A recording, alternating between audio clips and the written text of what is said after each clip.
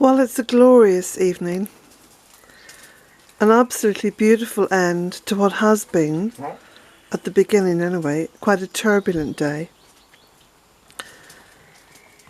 I say turbulent because I spent too long early this morning, very early this morning, listening to the radio, and it really perturbed me what I heard, and I'm not going to go back over it. Just suffice to say that it was the usual brainwashing, debilitating stuff from politicians, from big corporations, from the media, which is all owned by about 5 or 6 middle-aged or elderly white men. So you get the gist what their agenda is. It certainly wouldn't have any inkling about what I'm about or the kind of things that I'm interested in or feel passionate about. No, it's about war. It's about endless defensiveness, and it's about corporate greed, and it's like another world. It's like some kind of a weird and very dark matrix, and I'm just refusing to go there. But this morning I was sucked into it, and so for a while I felt quite, I won't say down about it or depressed, but sort of powerless. I felt powerless and I felt angry. I don't like feeling like that. So,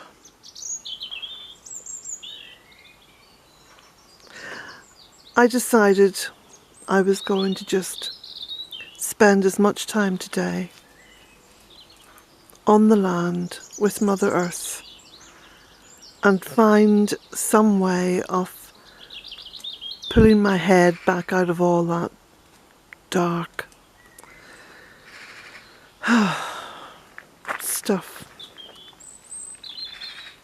So, I was sitting over in the tunnel, surrounded by lovely green things growing, and I just had this very deeply intuitive message from Mother Earth, which was, pick greens. Come and harvest greens and take them in and juice them and drink that juice. And that's what I did. And I feel completely rejuvenated. I haven't eaten anything today. I've just had green juice. And it's been wonderful. It's been wonderful. I juiced kale and mint and parsley and fennel from the garden, and I mixed that with green apples and ginger, and I made this powerful juice which, within inside about half an hour of drinking it, I just felt incredibly calm, almost spaced out. So I felt really calm and relaxed and quite clear-headed all day. And now that I've come to the end of this day, or it's sort of the end of the day, it's just gone 6 o'clock, I just feel as though what I was thinking about this morning, or what got to me this morning, is completely and utterly irrelevant. It's not the real world, you see. All that nonsense, all that corporate, political, warmongering nonsense is not the real world. This is the real world.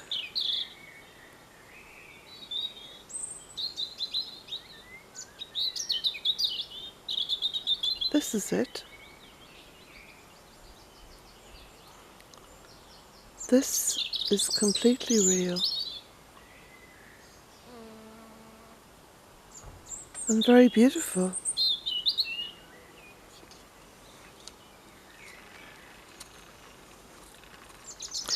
And when I lived in London years ago, although I wasn't aware of the power of juicing, that was yet to come into my psyche. I was aware of the power of just being out amidst the green. And I would go walking in parks, and one particular place, an old abandoned railway line, which was in North London. I loved that. It was wild. A little bit of wilderness in the city. I think that's what we all need, is just a little bit of wilderness. Sometimes it might even just be on a balcony.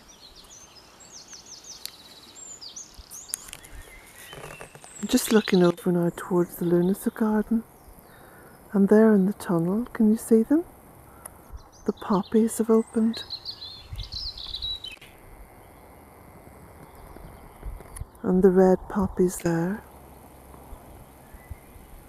outside.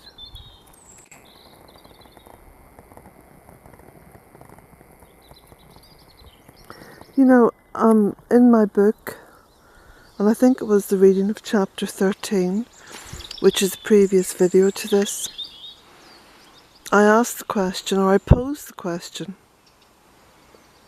what is real? What is real and what is unreal or not real? And just looking across this garden now, which I put in place over the course of the winter, I think this is as real as it gets. The sounds and the smells. There's Jack having his greens, look. He's eating some grass. You see, animals are very, very tuned in with Mother Earth. They're very tuned in. They know what to do. Perhaps for different reasons. I think that's to do with the bile in his gut and staying healthy.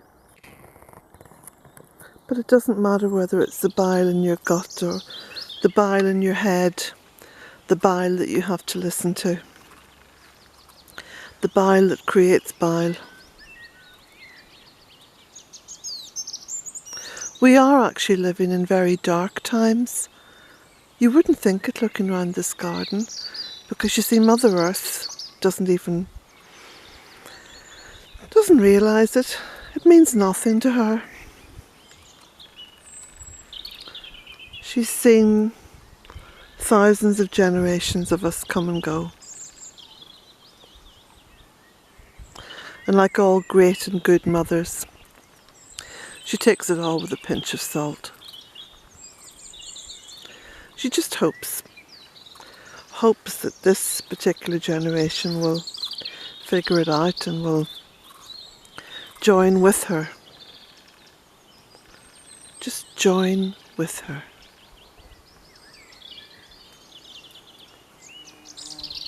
Oh, look who I see over there in the straw. I see a beautiful Sammy bear. Mr. Bearkin, you've been hiding from me all day. Look at you. Bearkin in the buttercups. Sammy in the straw.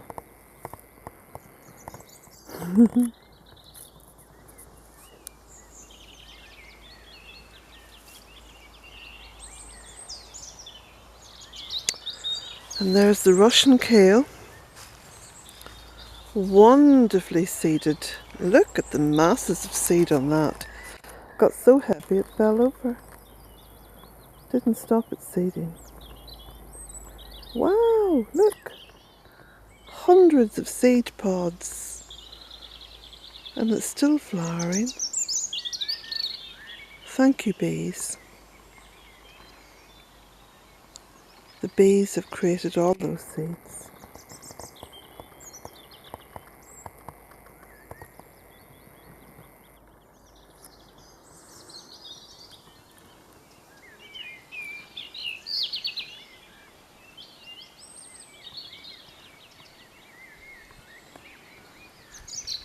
There's some beautiful little, what are these called? Little ornamental apples.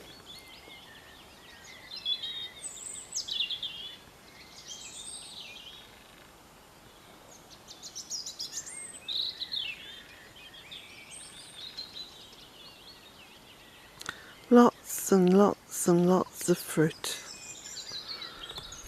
Look at those incredible foxgloves. Aren't they beautiful?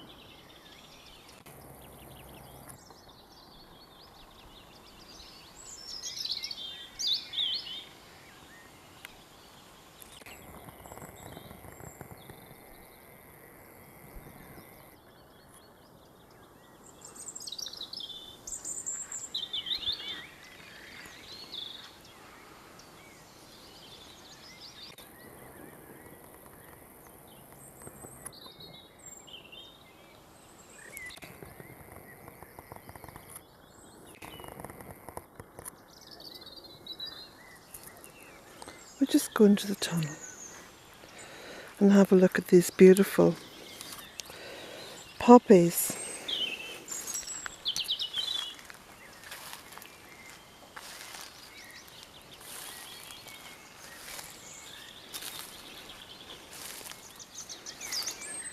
The lovely honesty.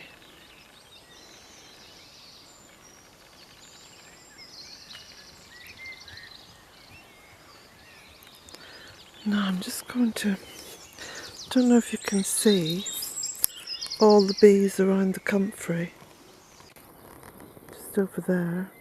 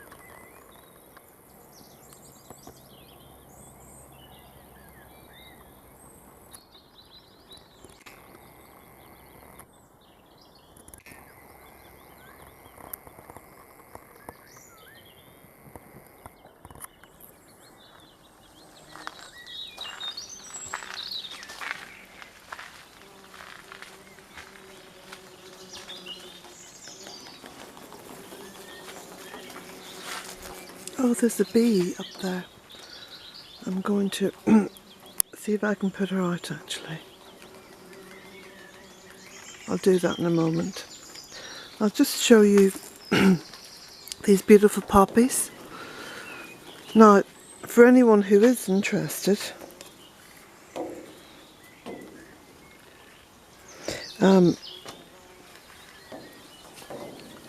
there's lots of this seed available on the seed site. They grow very easily, and this is the time to sow this seed.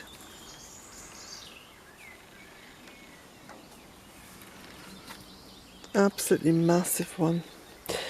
And that's just come up from seed that was dropped last year.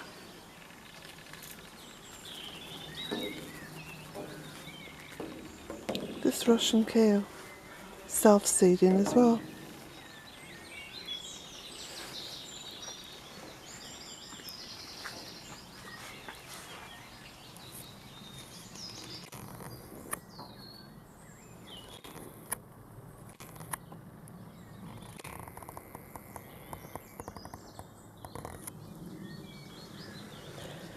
Okay. I'm going to see if I can get that little bee out now. So, enjoy the rest of your evening. It's turning into a beautiful evening here at Bealtaine Cottage. The sun is out and you can see through the plastic there, there's just masses of growth.